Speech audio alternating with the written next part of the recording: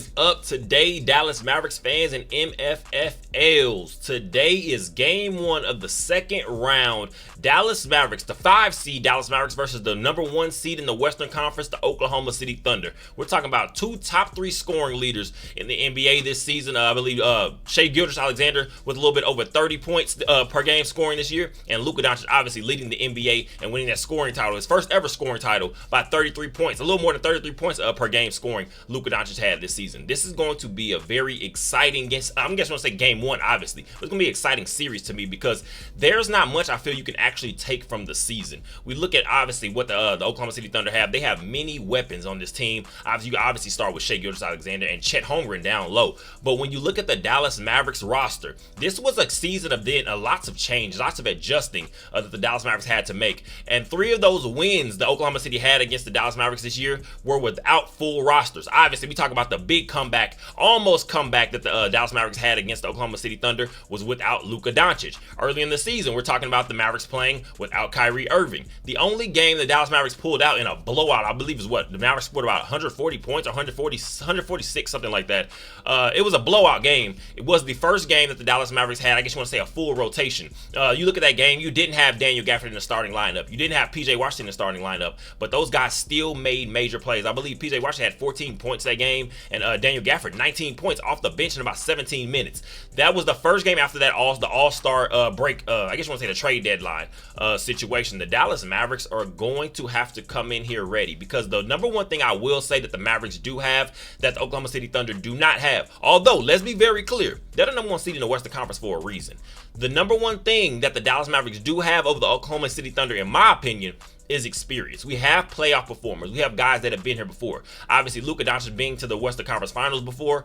But again, we're talking about, it's not like he's been in the league that long, but he has lots of just playoff, postseason, I guess you want to say, experience, whether it's overseas or just in the league. And we're talking about, we have seen Luka Doncic play very high-level games. That first series against the Los Angeles Clippers obviously was not to his liking, I'm sure, but it's still, we're talking about a guy that put up 29 points per game in that series. This is not anything the Mavericks are looking at and saying, oh no, Luka Doncic has fallen off, anybody's kind of figured out what his game is. No, because at the end of the day, we're talking about, obviously, Luka Doncic is still dealing with that knee injury, and this big 4 games off was going to pay, hopefully it's going to pay major dividends. But now having a guy like Kyrie Irving on this team, we know an NBA champion in 2016, a playoff performer himself. We're talking about a guy that hit the biggest shot arguably in NBA Finals history, a guy that is not scared of the moment, a guy that, it doesn't matter if you have I guess you want to say, you look at the stat sheet and you see Kyrie Irving with about 2 points, 4 points at halftime. This is a guy you look at the end of the game could end up with 40. You just never know, because Kyrie Irving, again, it's not a guy that's scared of the moment. And now when you add in some of the other pieces that you do have around that again, the Dallas Mavericks have not played more than 1 game against the Thunder this year with a full rotation. Although this will be a little bit depleted just because we unfortunately do not have Maxi Kleber, a guy that's potentially hoping to come back for before the postseason is over. Hopefully, if the Dallas Mavericks are able to continue on and just continue to play some more games, we're able to get a guy like Maxi Kleber back in the fold, because obviously we know that's a big piece in the postseason. I'm going to say, obviously, we talk many times, Maxi Kleber, sometimes an up and down roller coaster of a season, a regular season that sometimes it can be for Maxi Kleber. But one thing we've seen over the last few years,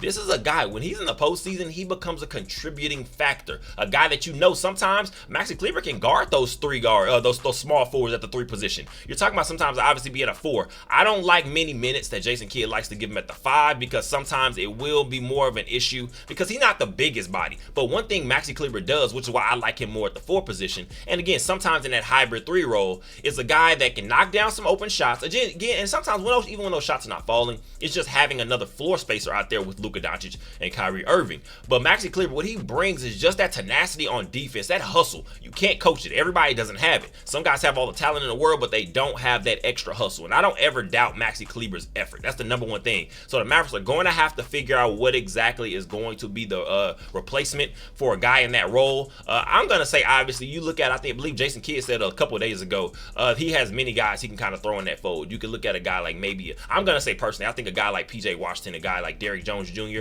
at certain points can kind of play that 4. And obviously, they're going to have different games. They're not really your spot-up shooters, but maybe even throwing in a guy every now and then. I'm going to say maybe a Markieff Morris, and we're talking about in small minutes. I'm not talking about in being a major contributor in this role, because at the end of the day, sometimes you're going to see playoff rotations completely, the minutes bogged down anyway. You're talking about the rotation gets a little bit smaller. So I'm obviously going to say maybe, I wouldn't even be surprised if we don't really bring anybody in to kind of match their role. We're going to roll with what we have, like I said, a PJ Washington, a Derrick Jones Jr., bring in a Derek Lively, just kind of get a little different bit of a look. And again, we'll figure it out, because we know in the postseason, you're not holding anything back anyway. This is not going to be anything that Dallas Mavericks are going to be looking at and saying the roster is completely depleted because you don't have a Maxi Kleber. But also throwing in maybe a guy, I believe, who is going to be available now, returning, potentially, I believe it's reported that he could be returning very soon, if not in game one. Talking about Tim Hardaway Jr., a guy that sprained his ankle a couple weeks ago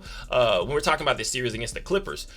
Tim Hardaway Jr., we know early on in this season, especially before we started making the trades and making any roster movement, Tim Hardaway Jr. was going to be one of the leading guys for the Sixth Man of the Year award given to Naz Reid from Minnesota Timberwolves. We're talking about Tim Hardaway Jr. was one of those guys. I believe he was putting about 17 to 18, 19 points early on in the season. A guy that was contributing majorly in scoring because we needed it. Kyrie Irving was in and out of the lineup early on in the season. But just having a Tim Hardaway Jr. back in the fold could be a major upgrade to what we just had against the Clippers. Because one thing you can say, whether Tim Hardaway Jr. is hitting, whether he's not hitting, he's not afraid to take these shots. And you never know. We're talking about over a 3, 4, 5 game span. You look at a certain situation, and you look up and you see Tim Hardaway Jr. could end up with a 30-point game. You never know, because when he's one thing I always kind of liken him to, I say he's a microwave scorer. Tim Hardaway Jr., he's a microwave guy. He can be cold, but when he gets hot, everyone better look out, because when those heat checks start falling, the rest of the league is in trouble, because Tim Hardaway Jr., like I said, he's never seen a shot that he doesn't like. So that's just an added addition to this team that we could see, I guess, paying major dividends going forward. The Dallas Mavericks will have to contend with some other guys on Oklahoma City Thunder. It's not just Shea Gilgeous, not just Chet Holmgren. You're talking about Jalen Williams, second-year forward. This is a guy, I believe, out of Santa Clara. Now you're talking about putting up over 19 points this past regular season, and you're looking at a guy that's averaged over 21 points in that first round series for the Oklahoma City Thunder.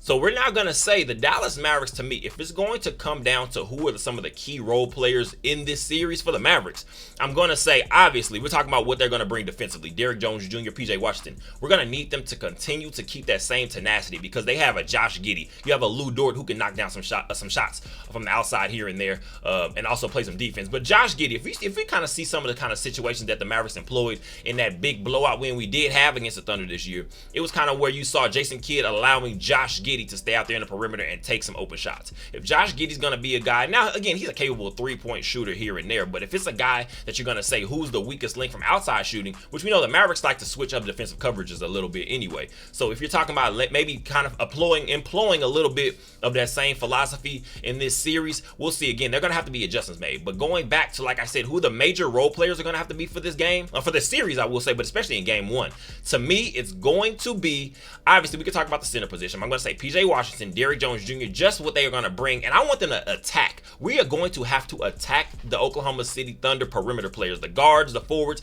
We're going to have to go at a Josh Giddey, at a Shea Gilgeous-Alexander. We're going to have to go at a Jalen Williams. Make them defend. Lou Dort, again, a very capable defender, but you have to go with them and attack. But getting off of those guys, I'm going to say Daniel Gafford. That is who I'm going to look and say is going to be the major piece in this game against the Oklahoma City Thunder in this first game, game one, tonight. You're going to look at Daniel Gafford. I believe, to me, I feel this is going to be the series for him. Obviously, you saw more of a physical presence in what you got out of a Zubac from last series against the Los Angeles Clippers.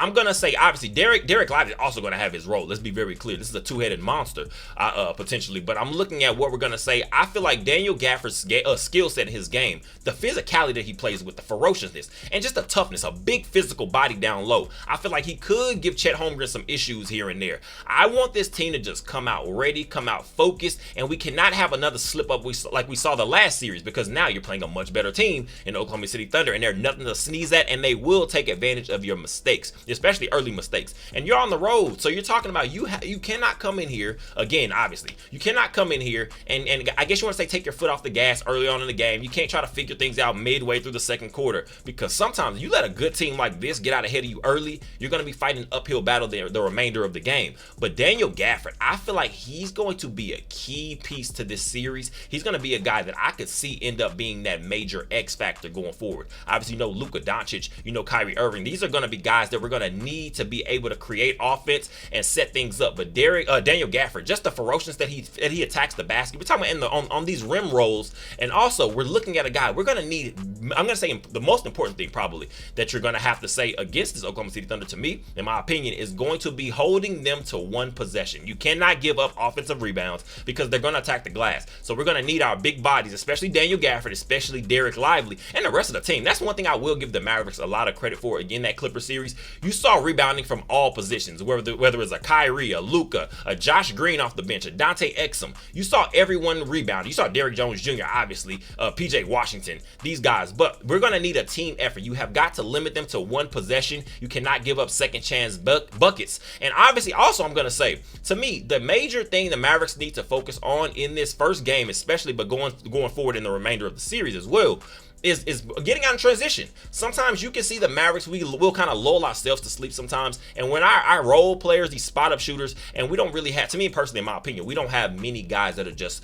bona fide spot up shooters. We have guys that can shoot, but not bona fide spot up shooters. So I want to see this team get outside and just attack in transition. You want to put pressure on Shai Gilgeous-Alexander. If you can get foul trouble on some of these guys, some of their major contributors on the offensive end especially, you're going to put yourself in a great position to be able to come out on top. And you're going to have to pick at every little thing that you can possibly find that could potentially be a matchup buster for you. And obviously, then we're going to the situation now where you're saying, what exactly are the Mavericks going to do with Shai Gilgeous-Alexander? This is going to be very interesting to see. Are you going to put a guy like, maybe I don't want to say here and there, obviously, but are you going to put a guy like a PJ Washington on him? Are you going to look at maybe saying Derrick Jones Jr.? Again, just because these guys have length. These guys can also force some issues. I'm not sure if I want to see Luka Doncic mainly covering a guy like Shai Gilgeous-Alexander, because they're both going to be exerting so much energy on both sides of the ball if you're asking them to. So I want to see potentially put a PJ Washington on him. Get a guy like a Derrick Jones Jr. out there and see if he can force his hand a little bit. Obviously, you're going to have to focus on a guy, like I said, Jalen Williams a little bit too as well. So this is going to be very interesting to see. I want to see what exactly Jason Kidd does going forward, because we already know sometimes he can lull himself to sleep himself on the bench, and you hear in the post game, I'm kind of watching the same with the rest of the fans. We don't want to hear that mentality in this second round, because this is not going to be a team that will take it lightly on you. If you make mistakes, I can definitely see the Oklahoma City Thunder getting on some runs, and we will find ourselves in trouble, like I said, trying to fight back. So you have got to come in here, punch them in the mouth from the first